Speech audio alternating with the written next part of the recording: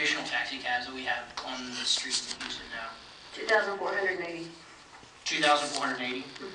And do we have an approximation of how many Uber drivers there are, how many Lyft drivers there are, how many Uber and Lyft drivers there are? No. No clue. No. They're not. They don't have to be licensed. Well, I mean, or permitted.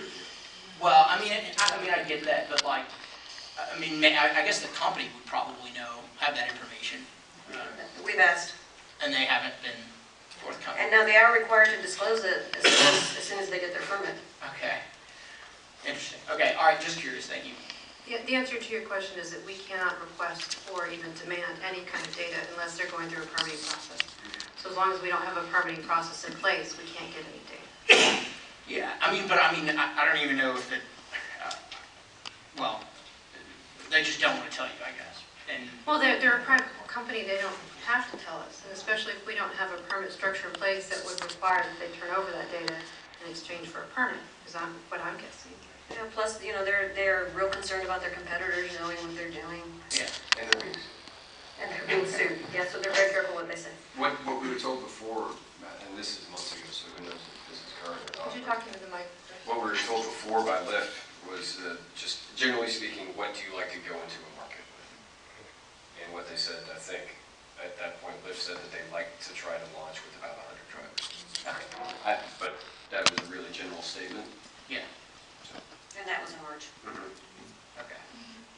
Well, every Uber car I've ever taken seems to, Outside of Houston, right, since it's still illegal? yeah, never mind. Unless it's free. Unless it's free? No, it was Yeah, a free I'm Uber. sure. It was a free Uber ride, right? It was a free Uber A ride. free Uber. Okay, yeah. But Is that? no, Do you have any other whatever. questions? No, it seems like a lot of them are like, well, I've just been driving for a week, or, like every single one of them seems to be very new to the whole game, so. Anyway, you didn't hear me say that, do I? Is that the end of your questions Yes. and comments? Yeah. Okay. John, you're back in? Yes, ma'am. Regarding the wheelchair accessible vehicles, y'all are talking about the 2%. How does that apply to limousines, or does it apply to limousines? It's a fleet-wide requirement right now, which means that there's 6,000 vehicles for hire in Houston right now, so it would be 2% of 6,000. Okay, so how does that work? If I have a limousine company and I have 2 limos, does that mean one of them has to be wheelchair accessible? Again, it's a fleet-wide requirement. We haven't put in a requirement for company. The job of the task force will be to come back, because on the task force it's an 11-member team, and the majority of those are from the disabled community, and there's also industry representatives on that task force. They're supposed to get together and figure out what is the right percentage and how should it be allocated across the categories. So even if you are a limo company with 2 vehicles, there may not be a requirement specifically for you. For you, the requirement is if somebody calls you for a wheelchair accessible ride and you're unable to provide it, you need to be sure that you have a contract with someone who can, because the promise that we are making in this ordinance is you will receive equivalent service. A denial of service is discrimination. So when you use the term fleet, you don't mean the Cornejo Cab Company Right, I'm talking owns a fleet of 10 limos and 100 cabs. You're talking all of the limos in the entire city, right? Is what you mean when you say fleet. Well, when she said, actually, fleet, at this point, the 2% that's contemplated right now means all the taxi cabs, plus all the limos, plus all TNCs in the event that they're authorized by council to exist, all jitneys, all of the vehicle owner universe. So the task force is the one that comes up with, over the next year, what is the apportionment going to be, even if it's not 2%, maybe the number needs to be 7%. So, I'm sorry.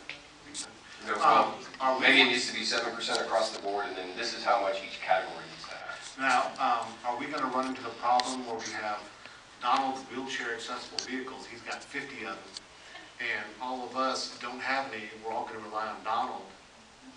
Whereas, is it going to be like when you have a parking lot across the street from 4 bars, and they all say, oh yeah, we're using those spaces? Do you understand where I'm coming from? Yeah, we actually have some limo companies that are planning to go in, they're going to create their niche out of wheelchair accessible vehicles. So that's possible that... So not double dipping, I mean, is that... Well, no, it'll still be, if there's 100 of those and the requirement is 2% of the fleet, then that would go count toward it. The only thing is, we couldn't make them all up of limos. Because the idea is to give the disabled community options. They want to be able to take TNCs. TNCs are cheaper than cabs and limos. Well, option to do it. So the TNCs either need to be able to provide that service, or they need to contract with someone that can provide that service for them that's an equivalent service, which doesn't mean you call a wheelchair accessible cab.